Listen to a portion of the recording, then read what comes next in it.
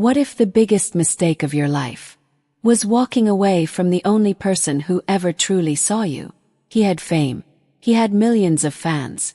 But one quiet morning, he came back to the place he abandoned, and the girl who never stopped waiting. But the moment they finally meet again, someone else walks in. Someone who was never supposed to return. A secret buried for years begins to unravel, and in seconds everything changes. Love, regret, truth, and one choice that will decide who stays and who is lost forever. Stay till the end, because this is not just a love story. It is about the moment that breaks you or brings you back to life. Before we dive into the incredible story, do not forget to like, subscribe, and hit the bell button so you never miss our powerful, life-changing content. Thank you for listening to this heartfelt story. If it moved you, share it, comments below, and let someone know you are never alone. I arrived before sunrise, when the town still whispered in sleep, and the wind carried the scent of dust and memory. My boots touched the same ground that once knew my name. Before crowds screamed it, everything felt smaller, quieter, honest. Then I saw her, Sophie, standing outside the old diner, hands wrapped around a cup, as if warmth could anchor time. My chest tightened, sharp, sudden, like a note struck too hard. She looked up, and for a moment, the world stopped pretending. No applause, no cameras, just her eyes, seeing me, not the fame, not the noise, me. "You came back," she said softly, like she always knew I would. The words hit deeper than any song I ever wrote. "I got lost," I answered, my voice unfamiliar, fragile. She stepped closer, close enough for me to remember how her presence always felt like home and truth at the same time. "I heard your music," she whispered, "but I missed your silence." Silence, the thing I traded away for stages and flashing lights. A sudden gust of wind rushed between us, cold, restless, carrying echoes of who I became and who I left behind. "I thought leaving would fix everything," she said, each word heavy and steady. Her eyes softened, not with pity, but understanding, so deep, it almost hurt. "You never needed fixing," she said. "You needed someone to stay." The truth landed hard, quiet shock, spreading through my chest, like something breaking, or finally opening. The world around us blurred. The diner lights flickered. The wind howled louder. And for the first time in years, I felt everything, all at once. The weight, the regret, the love I buried under success. Her hand found mine, warm, steady, real. And suddenly, the noise inside me fell silent. I looked at her, really looked, and understood. This moment, this place, this feeling, was the song I spent my whole life trying to write. And somewhere deep inside me, something shifted, something undeniable, as if the past and the present collided and refused to let me go. And I held her hand tighter, because I finally understood what I almost lost, and what was still right here, waiting, breathing, alive. And this time, I stayed, even as the wind pressed harder. My name, like a warning, like a memory, like something we never finished. And the moment stretched, thin, fragile, on the edge of something I could not yet see, but could already feel, coming closer, closer, until the sound settled right behind us, heavy, idling, impatient, turned, slowly, every nerve awake, every breath sharp, against the morning air. A dusty pickup, faded red, engine rumbling low, like it carried stories it never forgot. The door creaked open, and for a moment, no one stepped out, just silence, pressing, uncomfortable. Sophie's grip tightened again, not fear, something deeper, something unresolved. A boot hit the ground, firm, deliberate, And the man who stepped out carried the kind of presence that made the past feel unfinished. His eyes found Sophie first. Not me. Never me. As if I had always been. The interruption. You still wait here, he said. His voice rough, worn by years. That never softened him. Sophie inhaled sharply. And I felt it. That same sharp edge. From before. Only now. Cut deeper. I am not waiting anymore, she said. Quiet. But unshaken. The words hung there. Fragile. Challenged. The man's gaze shifted to me. Low. Measuring. And something inside my chest tightened again. Not doubt.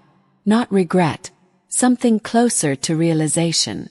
You finally came back, he said. Not a question. Wait. I nodded once. Because anything more felt unnecessary. Felt weak. The wind picked up again. Circling us. Pulling at jackets. Hair. At everything left unsaid. You left things broken, he continued. Each word steady. Unforgiving. And some of us stayed. To live with it. The truth landed hard. But this time, I did not step back. I stepped forward. Just enough. To stand beside Sophie. Not in front. Not behind. With her. I know, I said. And the honesty in my voice surprised even me. I feel it now. The man studied me. Longer. Deeper. As if searching for the version of me that disappeared. And the one standing here now. The diner sign flickered again. Buzzing softly. Like it could not decide whether to stay lit or give in to the dark. Sophie's hand remained in mine. Steady. Anchored. But I felt the tension. The history. The weight of choices that shaped all three of us. I buried my brother. The year you left, the man said. And the world tilted. Just slightly. Enough to steal the air from my lungs. Sophie's grip faltered. Just for a second. Real. Unhidden. I never told you, she whispered. Her voice breaking. Not weak. Just human. I could not reach you. Every sound around us faded. The wind. The engine. The distant hum of morning. All gone. Replaced by a silence that roared. Inside my chest. Inside my head. Inside everything. I thought I understood. I wrote songs about loss, I said slowly. Each word heavier than the last. But I never knew yours. The man's expression shifted. Not softer, but less rigid. As if something in him acknowledged that truth. Too late, but still real. You sang to the world, he said. And forgot the ones who needed to hear you the most. The words struck deep. 'Cause they were right. Completely. Undeniably. Right. Sophie stepped closer to me. Her shoulder brushing mine. Not for comfort. For strength. Shared. Cool. We are here now, she said. Her voice steadier. Firmer. And something in that statement felt like a line. Drawn carefully. Between past and what comes next. The engine behind us cut off. Suddenly. Leaving a ringing silence. The final. And the man glanced back at the truck. Then at us. As if deciding. Something that could not be undone. The bell above the door rang. Sharp. Too loud for such a small space. And every eye turned. For a second, I felt it again. That familiar pull of attention. Of being seen. But this time, it carried no pride. Only weight. The air inside smelled. Coffee. And old wood. And something burnt. That lingered. And changed. Like the past refused to leave. Sophie's hand stayed in mine. Steady. Yet I felt the tension.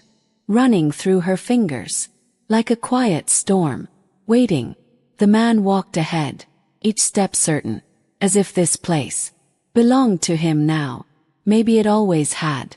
We followed. Slower. Careful. Like crossing into something fragile. A chair scraped suddenly. Someone stood. Then sat again. Whispers rose. Low. Uncertain. They know you, Sophie murmured. Not surprised, not impressed, just aware. I nodded faintly, but it felt distant, irrelevant, because none of them knew this version of me. Not yet, maybe never. We reached the counter. The man stopped, resting his hands against the worn surface, fingers pressing down, as if grounding himself. This is where it happened, he said. Quiet, but heavy. The words landed, and the room seemed to shrink. Unforgiving. Sophie's breath caught. But I heard it, felt it. I looked down, at the scratches on the wood. Faint marks, overlapping, years of use, or something else, something sharper. An argument, he continued, eyes fixed ahead, loud enough to shake the walls. Each word, low, controlled, but beneath it, something burned.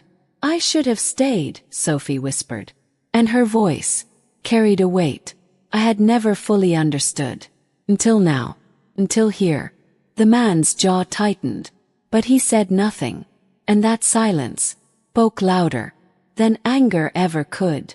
A glass slipped somewhere behind us, shattered, the sound cutting through everything, making Sophie flinch. Again, instinctive, real. My grip tightened, reflex, protective, and for a moment, the world narrowed to just us, again, but different now, 'cause the past stood in the same room, breathing, watching, waiting. I walked out, the man said, still facing forward, and he followed. Pause, short, but unbearable. I never saw him again. The words dropped, final, like something sealed, long ago, yet still bleeding. The hum of the refrigerator buzzed louder, or maybe everything else had gone silent. I swallowed, hard, feeling something inside me shift again, deeper this time, closer to breaking, or healing. Could not tell. I left too, I said, my voice low and steady, and I never looked back. The truth sat there, unprotected. Sophie turned slightly, her eyes on me now, not accusing, not forgiving, just seeing, fully. The man finally moved, turning toward us, low, deliberate, and for the first time, I saw it clearly, not just anger, not just loss, but exhaustion, years of carrying what no one else did. What happens now? He asked, not challenging, not soft, just real. The question hung between all of us, heavy, demanding, unavoidable. Sophie's fingers shifted in mine, not pulling away, not holding tighter, just there, present, waiting. The door behind us opened again, the bell ringing sharp. Another interruption, another moment, pressing in, and I felt it, that same edge, that same fragile line, where something had to change, or repeat, and I drew a breath, low, deep, ready to answer, as the sound of footsteps moved closer behind us, steady, familiar, and something in Sophie's expression shifted again, not fear, not shock, something else, something I had not yet understood. As she whispered, barely audible, "This is where everything broke," and her hand trembled, just enough for me to realize this moment had happened before, in a different way, with different choices. Now, it was happening again, right here, waiting for a different ending, that none of us fully knew yet, that none of us fully knew yet. The footsteps slowed, right behind us, measured, hesitant, as if the past itself was deciding whether to step forward or turn away. I felt Sophie shift, closer, her shoulder brushing mine, not seeking protection, sharing it. The man at the counter straightened slightly, his eyes moving past us, fixing on whoever stood. The door. Silence fell again. Watching. Then a voice, low, familiar in a way, that made my chest tighten. "You kept the place the same." Not loud, not accusing, just present. Sophie's fingers went cold, not pulling away, but no longer steady. Turned, low, and saw him, standing there, like something pulled from a memory no one dared to revisit. Older, worn, but unmistakable, alive. The air left my lungs, sharp, sudden, impossible. The man beside the counter stumbled back a step, a sound escaping him, half breath, half disbelief. You! That was all he managed, 'cause words failed, when reality refused to match what pain had taught. The newcomer stepped forward, one step, then another, boots echoing softly against the floor. I tried to come back sooner, he said, each word careful, like it carried years inside it. No one knew where you went, Sophie whispered, her voice fragile, cracking under the weight of everything she believed. He looked at her, and something softened, not fully, but enough. I thought leaving would protect you, he said, and the irony, clean, because those words felt too familiar, too close. My chest tightened again. Recognition, unwanted, undeniable. The man at the counter moved forward, faster now, emotion breaking through, anger, relief, confusion, colliding. You let us bury you, he said, voice rising, shaking. You let me believe. He stopped, because the truth was too large to fit into one sentence. The room held its breath, every sound swallowed, every heartbeat loud. Sophie stepped between them, instinctive, steady despite the tremor in her hands. We are here now, she said again, but this time, the words carried strain, uncertainty, like hope, tested too far. The man who returned looked at me then, really looked, and I felt it, that silent question. Who are you? In all of this, I swallowed, because I did not have clean answer. Not anymore. I left too, I said quietly. And the words landed differently now. Shared, mirrored, understood. His gaze lingered, then shifted. Sophie. And something unspoken passed between them. History. Unfinished. Complicated. The diner lights flickered again. Stronger. Longer.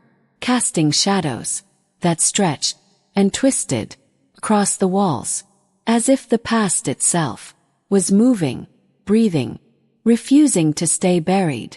You both left, the man at the counter said, his voice lower now, but heavier.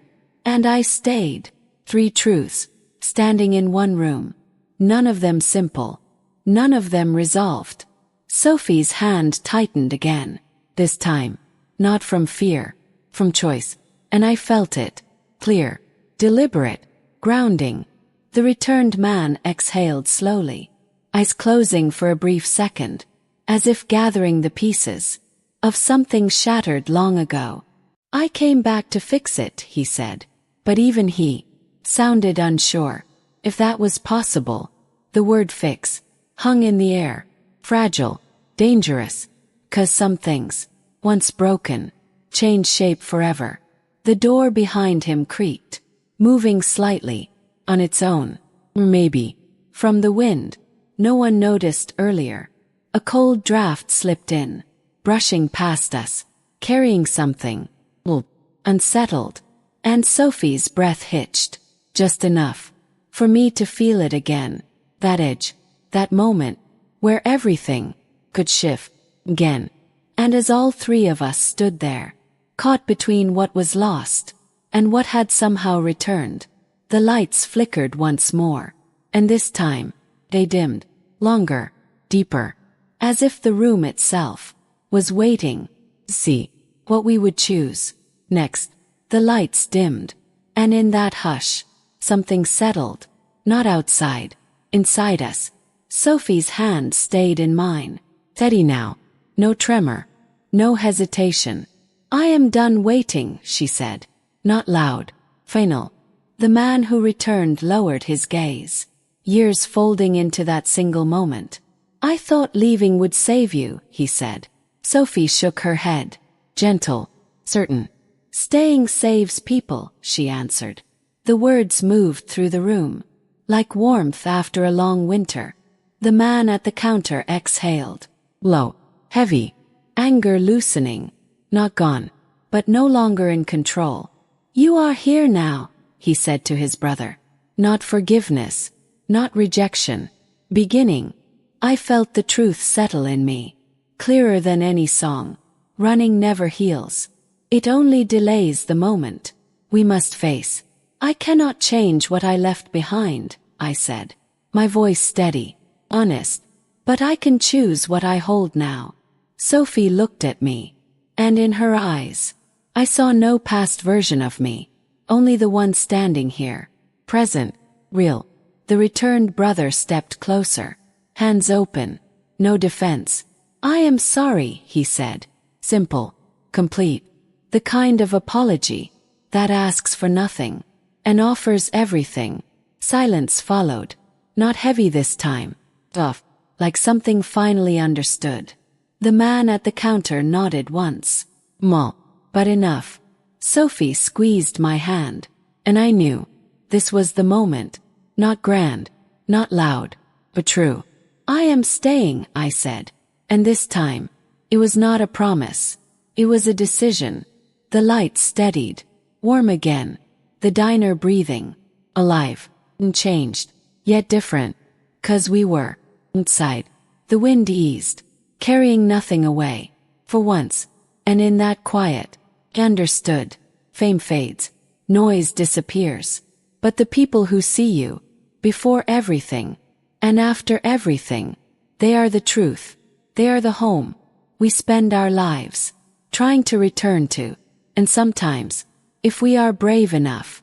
To face what we broke. To hold what we once dropped. We are given. One more chance.